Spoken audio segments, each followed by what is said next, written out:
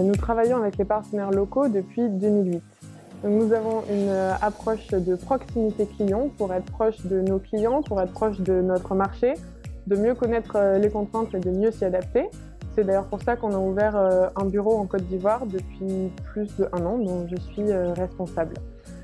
L'Uniplan existe depuis 1972 et dans le monde, on compte plus de 200 réseaux qui utilisent les solutions Uniplan et ce qui représente à peu près 2,5 milliards de voyageurs par an qui sont touchés par les solutions Uniplan. Grâce à cette expérience que nous avons acquis avec de nombreux réseaux dans le monde et également en Afrique, nous pouvons nous positionner comme un véritable partenaire commercial, partenaire technique et de travail auprès de nos clients, plus qu'un simple fournisseur.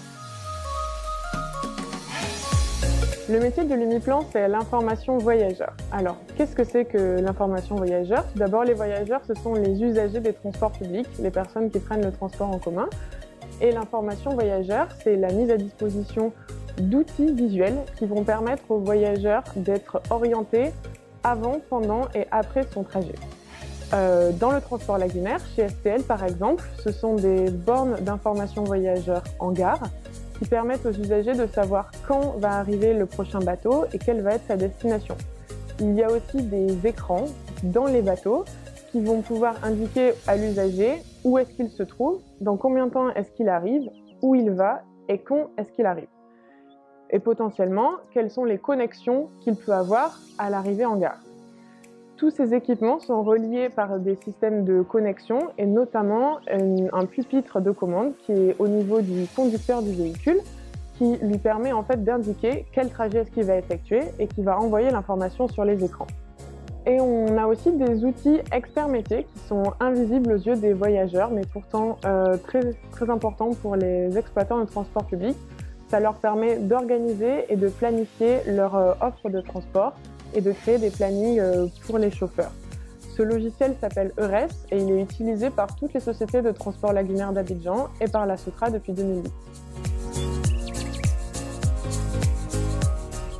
L'information voyageur est au cœur du fonctionnement du transport public. C'est le lien entre les usagers et l'exploitant du réseau.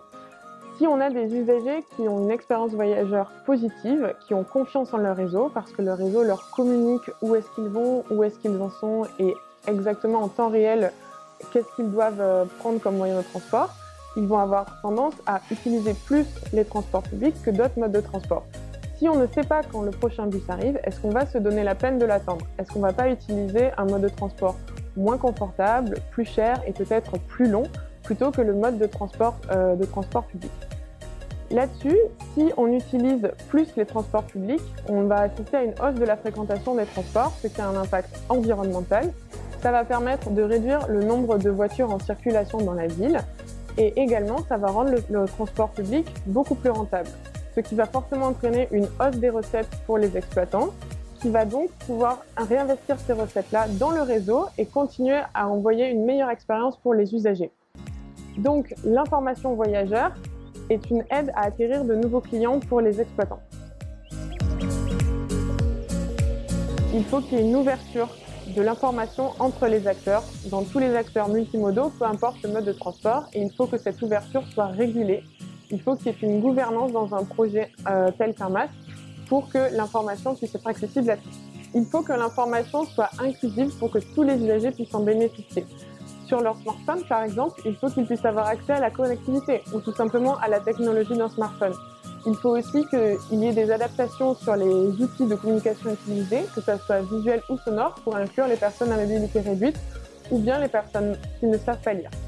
Le troisième défi est d'automatiser et de digitaliser la gestion des transports.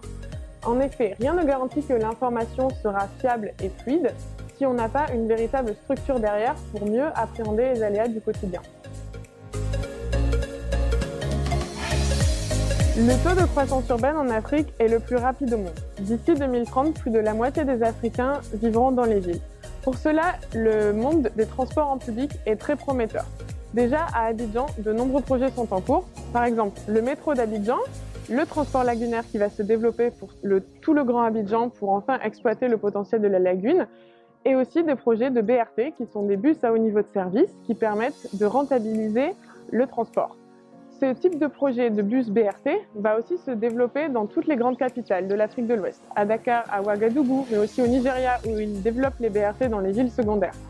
Il y a aussi plein de projets pour l'Afrique de l'Est, dans toutes les grandes capitales et toutes les grandes villes, et aussi en Afrique centrale. Je pourrais citer toutes les villes d'Afrique, il y aurait un projet de transport public dans chacune.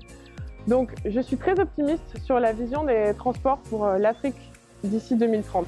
L'Umiplan sera là comme il a toujours été et nous continuerons d'investir en Afrique afin de pouvoir réaffirmer notre présence locale. Avec toutes les innovations qu'il y a dans le monde autour du transport, je pense qu'il y a beaucoup d'inspiration pour avoir des mobilités propres et intelligentes. Et l'Umiplan sera au rendez-vous du développement des transports en Afrique.